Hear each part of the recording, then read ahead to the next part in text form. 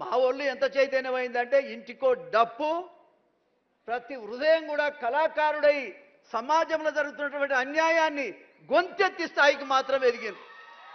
మాకేం రాలే, దళిత వర్గాలకు పేద వర్గాలకు ఏమీ రాలే, కానీ చైతన్యం వచ్చింది. ఆ చైతన్యాన్ని ముఖ్యంగా ముందుండి నడిపించినటువంటి నాయకుడే అందశ్రీ అని కూడా ఈ సందర్భంగా నేను తెలియజేస్తా ఉన్నా. నీకేం కావాలి? నువ్వు ఎన్ని రోజులు ఉంటావో ఉండు ముఖ్యమంత్రి, మేము కాపాడుకుంటాం నేను.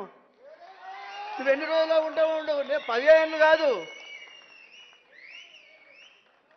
ఇవాళ కావాల్సింది మంచితనం కావాలి. నువ్వు పాడే మోసినావు, ఎవరైనా పాడే మోస్తే మోసిడొచ్చు. ముద్దాన్నావు, కొడుకు చేయాల్సిన పనులన్నీ కూడా నువ్వే చేసినావు. అరే అరే నువ్వేం మాది కూడా అనుకుంటాం, నువ్వేం మా నాయనం అనుకుంటాం.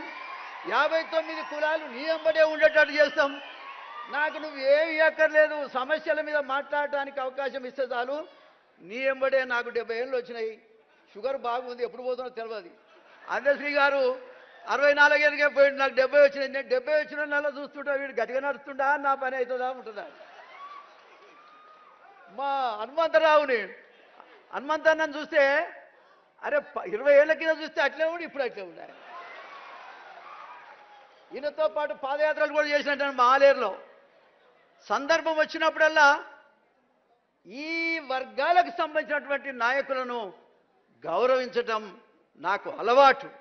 నా జీవితంలో తెలిసో తెలియకో నేను 6 సార్లు గెలిచిన ముఖ్యమంత్రి గారు. పెత్తందారుల మీదనే గెలిచిన, అది కూడా చెప్తున్నాను. నేను ఎవరికి ఒక ఎన్టీ రామారావు గారు ఒక్కడే మాదిగలు కానీ పేద వర్గాలకు అన్ని రకాలుగా ముఖ్యంగా రాజకీయ శక్తినిచ్చింది ఒక ఎన్టీ రామారావు గారు.